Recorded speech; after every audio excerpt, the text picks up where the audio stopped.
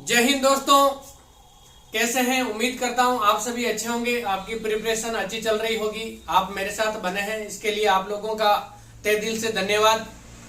परिंदों को मंजिल मिलेगी यकीनन, परिंदों को मंजिल मिलेगी यकीनन। ये फैले हुए उनके पंख बोलते हैं, ये फैले हुए उनके पंख बोलते हैं। वो लोग रहते हैं खामोश अक्सर, वो लोग रहते हैं खामोश अक्सर। जमाने में जिनके हुनर बोलते हैं, जमाने में जिनके हुनर बोलते हैं। अपने माता पिता को इतनी खुशियां जरूर लौटा देना दोस्तों, अपने माता पिता को इतनी खुशियां जरूर लौटा देना दोस्तों, जितना उन्होंने आपके लिए संघर्ष किया है, जितना उन्होंने आपके लिए संघर्ष किया है। इसी कोट्स के साथ हम आज की इस क्लास को शुरू करेंगे। जैसे मैंने पहले की क्लास के अंदर आप लोगों को बताया है, आपके जो एग्जाम्स है, राजस्थान पुलिस का हो चाहे और भी किसी भी एग्जाम की आप तैयारी कर रहे हो, सारे एग्जाम के टेंटेटिव कैलेंडर लगभग जारी हो चुके हैं। इसके अलावा राजस्थान पुलिस का भी एग्जाम जल्द ही आपका होने वाला है। आप लोगों के पास में जो समय है वो बहुत ही कम बचा है, और इस समय का आप अगर सदुपयोग करेंगे तो आपकी जो मंजिल है वो दूर नहीं है, और आप श्योर इस वैकेंसी के अंदर सिलेक्शन लेकर आप अपने सपनों को साकार जरूर करेंगे। मुझे उम्मीद है आप लोग मेरे साथ कंफर्टेबल है, समझ पा रहे हैं। जो भी मेरे पास जो जानकारी है मैं आप लोगों तक पहुंचाने में सक्षम हो रहा हूं, सफल हो रहा हूं, और आप लोग ये जानकारी या ये जो नॉलेज है ये ग्रहण करके आप अपने जिंदगी के अंदर आगे बढ़े। मेरे लिए बहुत ही खुशी की बात होगी और मेरे लिए बहुत ही गर्व की बात होगी। हम आज इस क्लास के माध्यम से ये जानेंगे कि राजस्थान पुलिस का जो पेपर है, इसके अंदर हमने ये तो पता कर लिया कि इसके जो टॉपिक्स हैं, इसके जो ए बेस से जो पार्ट है, उसके अंदर कितने कितने मार्क्स के हैं और कितने कितने क्वेश्चन आएंगे। इसके बाद में कुछ दोस्तों की क्यूरी है, कुछ दोस्तों ने ये पूछा है कि सर इसके अंदर जो टॉपिक्स हैं वो कौन कौन से आएंगे, जिनके आधार पर हम कम टाइम के अंदर पूरे टॉपिक्स ना पढ़ के, पूरी बुक और पूरा सिलेबस ना पढ़ के वही टॉपिक पढ़े जिनसे हमारा सिलेक्शन जल्दी से हो और हम सिलेक्शन के नजदीक पहुंचे। तो दोस्तों, हमने पहले जो हमारी क्लास थी परसों की, उस क्लास के अंदर हमने ये देखा था कि राजस्थान पुलिस का जो पेपर है वो 3 पार्ट के अंदर होने वाला है, जिसके अंदर पहला जो पार्ट है वो मैंने आप लोगों को बताया था और अभी मैं फिर से बता दे रहा हूं, जिसके अंदर रीजनिंग, मेंटल एबिलिटी और सामान्य कंप्यूटर का जो नॉलेज है ये आएगा। जो सेकेंड पार्ट है आपका, उसके अंदर सामान्य ज्ञान, सामान्य विज्ञान, सामाजिक विज्ञान और समय सामयिक जो विषय है, करंट अफेयर्स, वो आएगा। इसके बाद में तीसरा जो आपका पार्ट है, उसके अंदर महिला और बाल अपराध से संबंधित जो सीरीज है, जहां से सीधे सीधे 10 क्वेश्चन 10 नंबर के आपको पूछे जाएंगे। उसके बाद में से पार्ट का ही एक 10 नंबर और 10 क्वेश्चन के अलावा जो आपका 45 से 10 नंबर इसका हो गया, और उसके अलावा 45 के जो क्वेश्चन है, 45 मार्क्स के जो क्वेश्चन है, वो आपके राजस्थान का इतिहास, संस्कृति, कला, भूगोल, राजनीति और आर्थिक स्थिति, इकोनॉमिक्स से रिलेटेड आपके क्वेश्चन आएंगे। अब इसके अंदर मैं आप लोगों को जो पार्ट ए है, जिसके अंदर मेंटल एबिलिटी, रीजनिंग और कंप्यूटर का ये जो नॉलेज पूछा जाएगा, इसके अंदर आप मेंटल एबिलिटी, रीजनिंग आप कहीं से भी देख लीजिए, उसका जो सिलेबस है वो सेम है, उसके जो टॉपिक है वो सेम रहने वाले हैं। तो मैं यहाँ पे उस टॉपिक से और उस भाग से जो पार्ट ए का जो मेंटल एबिलिटी और रीजनिंग से जो बिलोंग करता है, उसके अंदर ज्यादा अपना टाइम वेस्ट नहीं करते हुए मेंटल एबिलिटी और रीजनिंग, क्योंकि आप सब जानते हैं सारे एग्जाम के अंदर मेंटल एबिलिटी और रीजनिंग सेम होती है। जो हम इस पार्ट को छोड़कर हम कंप्यूटर की तरफ बढ़ते हैं, क्योंकि कंप्यूटर का जो आपका चैप्टर है इसके अंदर वो काफी इंपॉर्टेंट है, और कंप्यूटर के अंदर कौन कौन से इंपॉर्टेंट जो पॉइंट है या टॉपिक्स जो आपके दिए हुए हैं वो मैं आप लोगों को बता देता हूं। इसके अंदर आप लोगों का सबसे पहले कंप्यूटर का जो परिचय, कंप्यूटर का जनरल और बेसिक नॉलेज आपको इसके बारे में पूछा जाएगा। तो आपको कोई भी बुक उठाना है और कोई भी बुक ले लीजिए, सबके अंदर कंप्यूटर का जो नॉलेज है वो सेम ही मिलेगा। कंप्यूटर की जो भी जानकारी है वो सब बुक के अंदर सेम ही मिलेगी। तो आपको बेसिक कंप्यूटर का जो नॉलेज है वो आप वहां से स्टडी कर लेना है। उसके बाद में कंप्यूटर की क्या क्या विशेषताएं हैं, कंप्यूटर की विशेषताओं के बारे में कि कंप्यूटर कैसे काम करता है, इसकी कौन सी जनरेशन चल रही है, इसके अंदर कौन कौन से जो कॉन्फ़िगरेशन आते हैं, इसके बारे में थोड़ा सा नॉलेज ले लेना है। इसके बाद में कंप्यूटर की जो कार्य प्रणाली है, जो कंप्यूटर काम कैसे करता है, इसकी इनपुट और आउटपुट डिवाइस है, इनके बारे में आपका जो और स्टोरेज जो रैम रोम है और इनपुट आउटपुट जो डिवाइस हैं, इनके बारे में आपको एक बार जान लेना है। इसके बाद में आपका कंप्यूटर का जो संगठन, कंप्यूटर किस किस चीज से बना हुआ होता है, इसका सीपीयू, इसकी मेमोरी, इनके बारे में आपको पूछा जाएगा। इससे संबंधित जितने भी क्वेश्चन होंगे वो पूछे जाएंगे। इसके बाद में आपका इनपुट और आउटपुट उपकरण के कंप्यूटर के अंदर किसी भी प्रकार का अगर डाटा संग्रहण करना है या कंप्यूटर के ऊपर काम करना, तो कौन सी डिवाइस है जो कंप्यूटर का इनपुट के तौर पे काम करती है और कौन सी जो डिवाइस है या कौन से उपकरण है जो आउटपुट के तौर पे काम करते हैं। इसके बाद में आपका पूछा जाएगा ऑपरेटिंग सिस्टम के कंप्यूटर कौन सा सिस्टम के ऊपर ऑपरेट करता है, जैसे विंडो 10 है, विंडो 7 है, ये जितने भी ऑपरेटिंग जो सिस्टम है कंप्यूटर के, इसके बारे में आपको पूछा जाएगा। और इसके बाद में माइक्रोसॉफ्ट ऑफिस, जिसके अंदर आप टाइपिंग करते हैं, चाहे हिंदी हो चाहे इंग्लिश हो, जो माइक्रोसॉफ्ट ऑफिस है, इसका बारे में आपको पूछा जाएगा।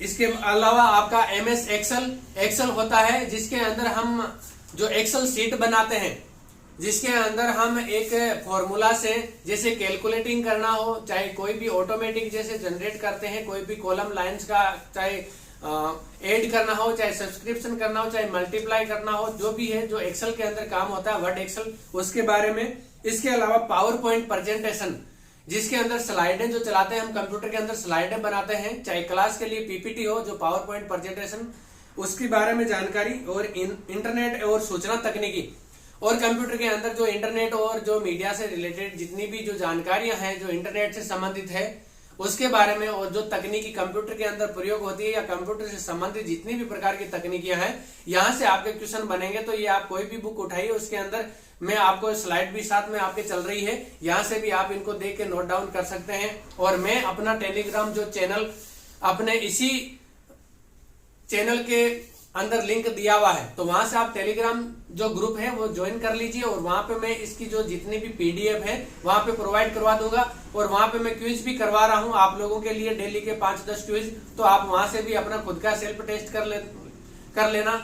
और अभी तक जितने भी दोस्त जुड़े हैं वो काफी अच्छा परफॉर्मेंस कर रहे हैं। मैं देख रहा हूं कि जितने भी जो दोस्त हैं वो मेरे जितने भी क्विज डाले हैं उनके जो आंसर है 90% से अबाउ जो स्टूडेंट है अपने चैनल के, और अपने से जुड़े हुए जितने भी स्टूडेंट अभ्यर्थी हैं वो 90% से अबाव है जो राइट आंसर कर रहे हैं क्वेश्चन का। तो मुझे ये जानकर बहुत खुशी हुई है और उम्मीद करूंगा कि आगे भी आप इसी तरह परफॉर्मेंस करते रहें।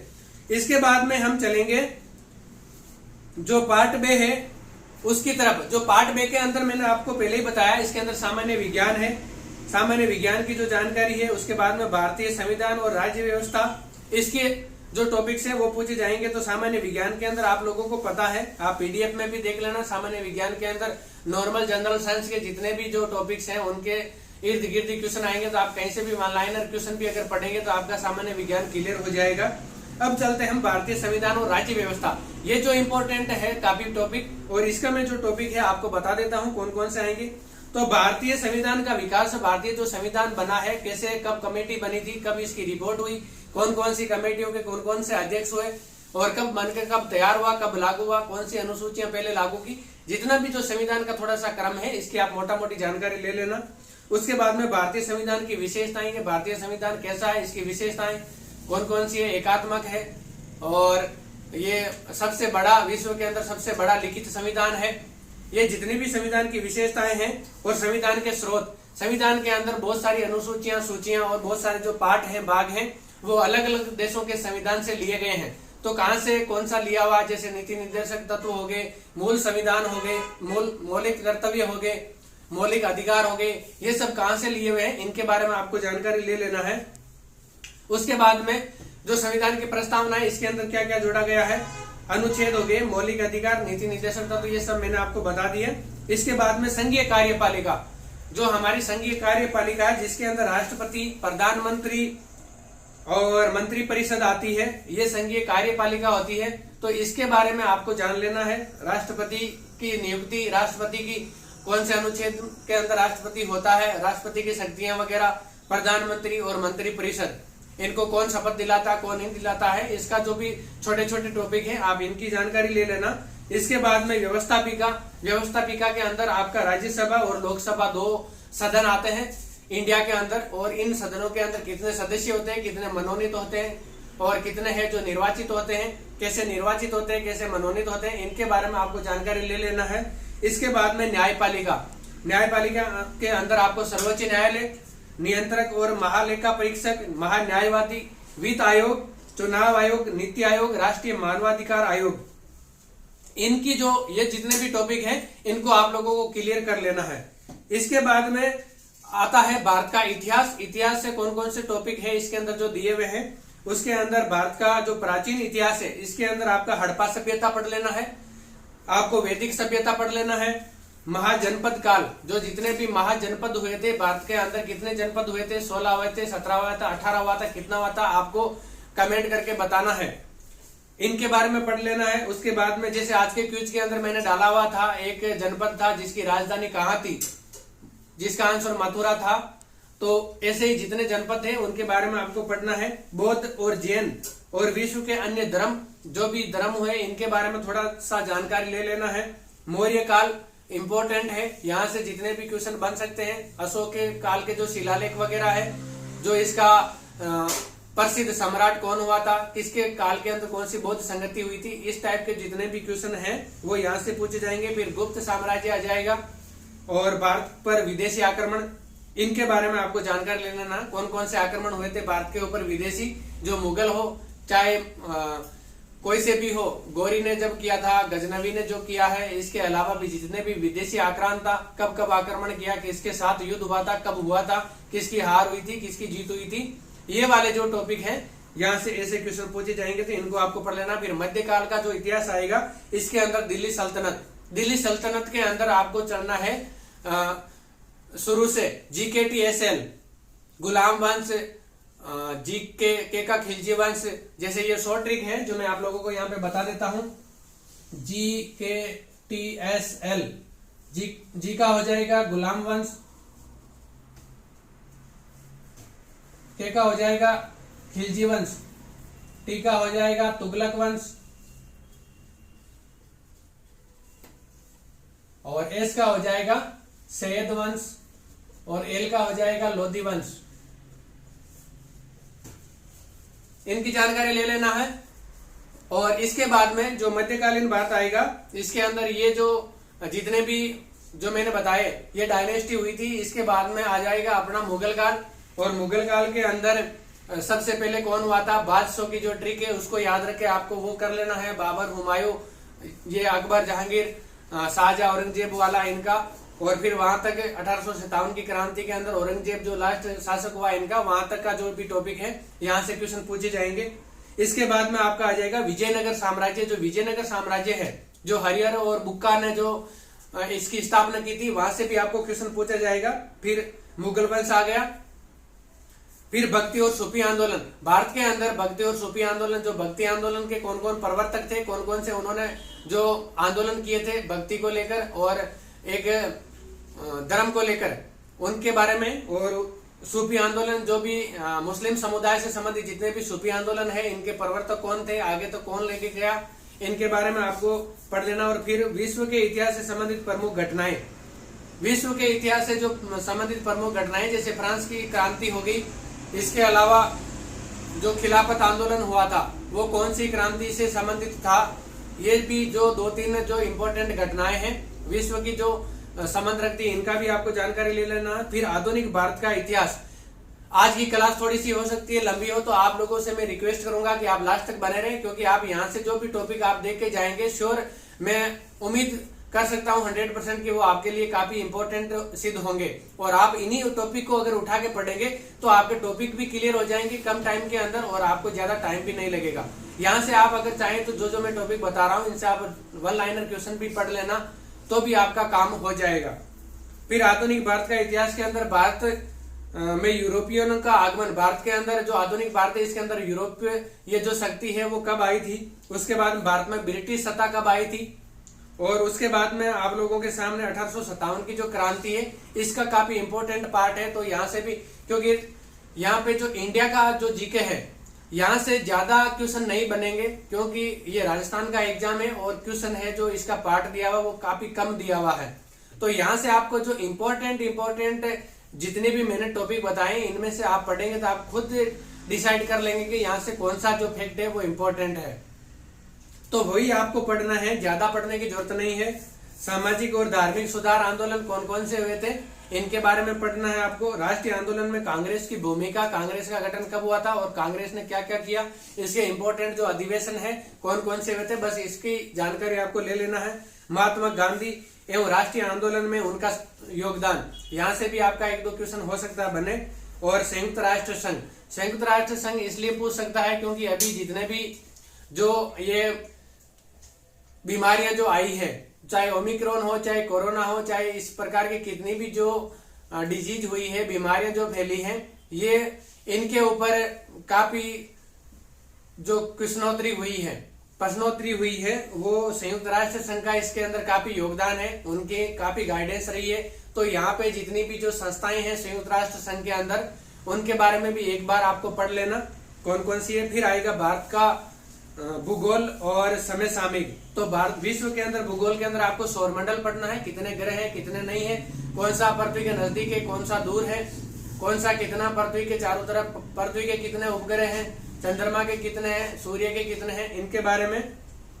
फिर वायुमंडल और विभिन्न परतें, वायुमंडल के अंदर कितनी परतें हैं, सौरमंडल हो गया, समताप मंडल हो गया, आयन मंडल हो गया, इनके बारे में आपको पढ़ लेना। फिर विश्व के महाद्वीप और महासागर, कौन कितने महाद्वीप है कितने महासागर है, कौन सा बड़ा है कौन सा छोटा है, और अक्षांश और देशांतर रेखाएं कौन सी है, जो ग्रीनविच मीन टाइम रेखा है, कौन सी 0 डिग्री अक्षांश है, कौन सी 0 डिग्री देशांतर है, रेखाओं के बारे में पढ़ लेना।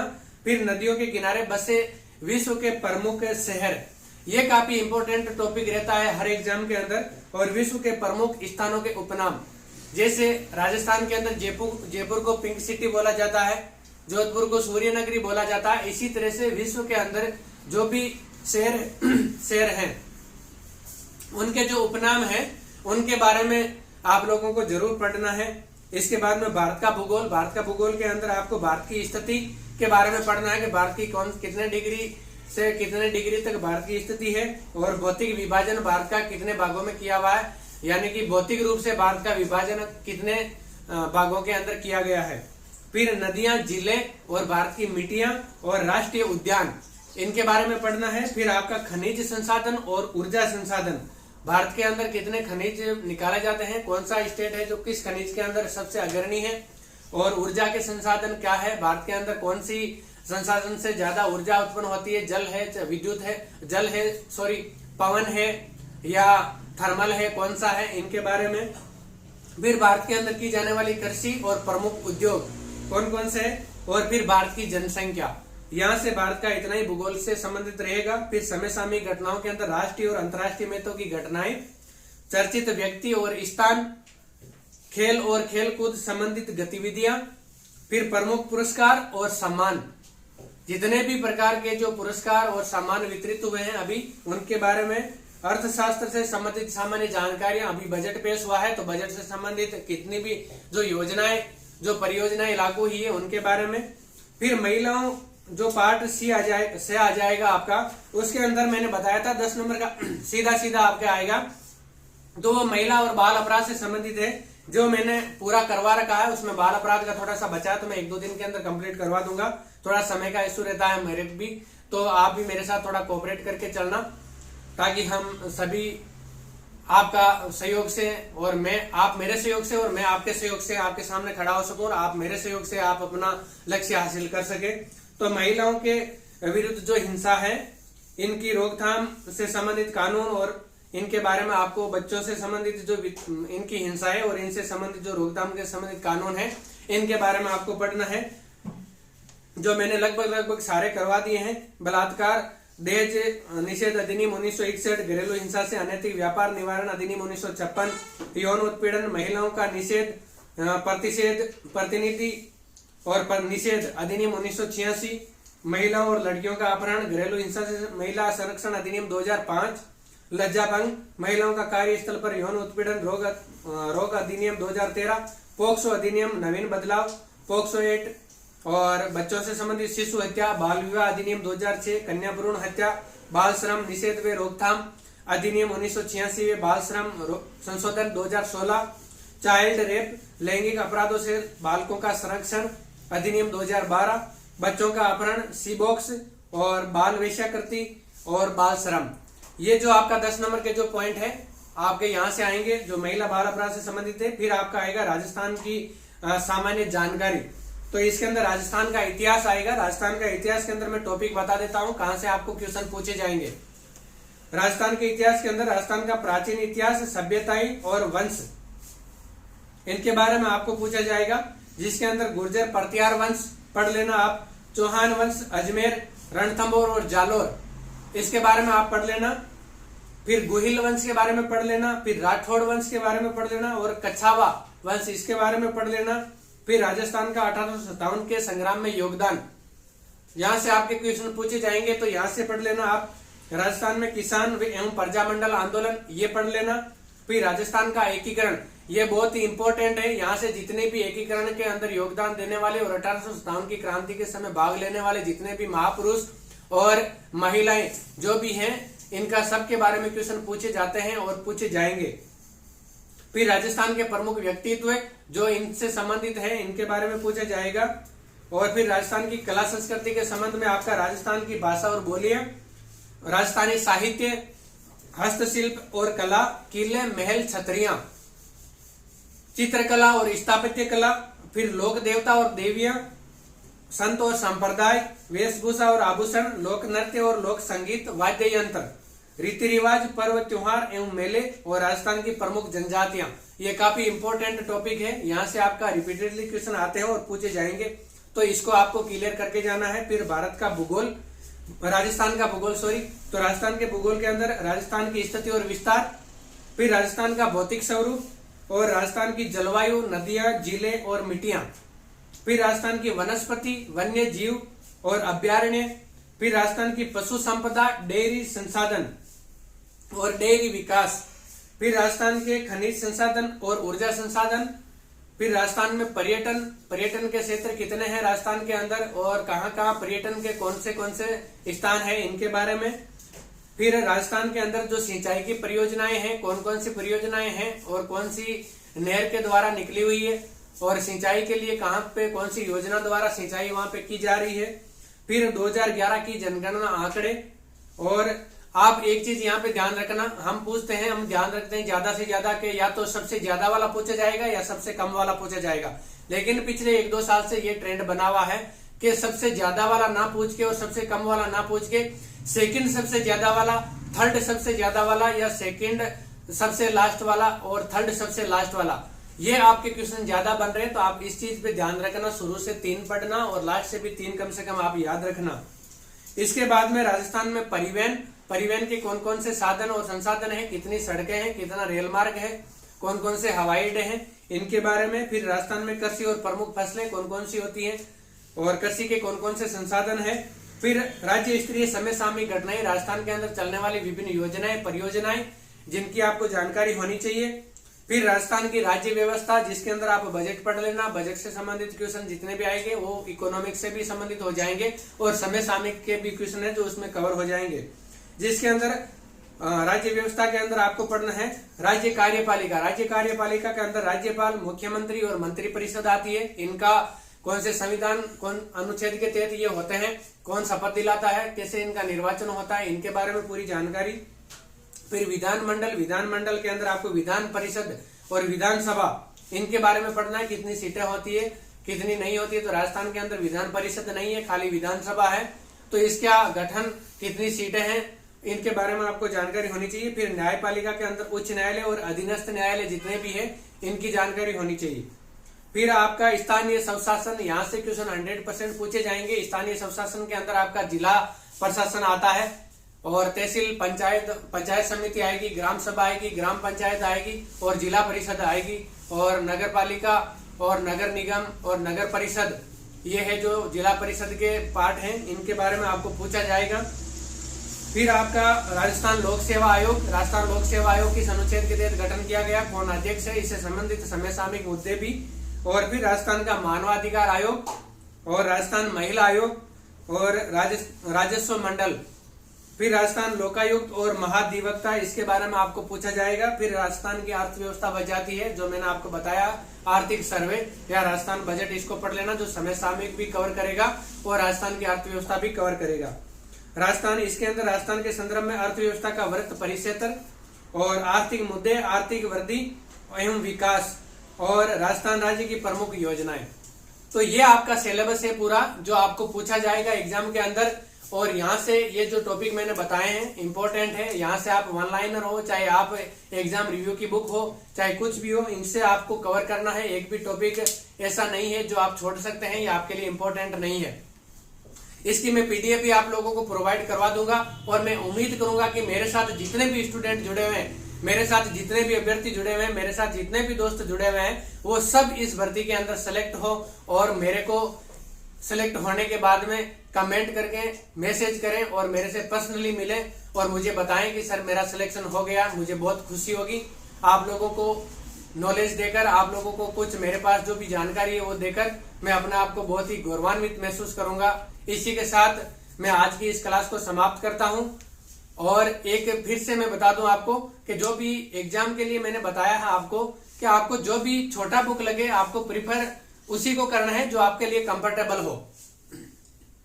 और इसके अंदर आप लोग करंट के लिए आप, मैंने पहले भी बताई, मूमल या क्रोनोलॉजी जो भी है इसको आप देख सकते हैं। और इसके अलावा आप जितने भी है, जो आप टेलीग्राम का जो चैनल है अपना, उसकी लिंक है इसके डिस्क्रिप्शन में दिया हुआ है, यूट्यूब चैनल के, वहां से आप इसको ज्वाइन करें और वहां पे आप पीडीएफ भी देख सकते हैं जो भी मैं पढ़ा रहा हूं उसकी, और क्विज भी आप देख सकते हैं। तो इसी के साथ जय हिंद, जय भारत,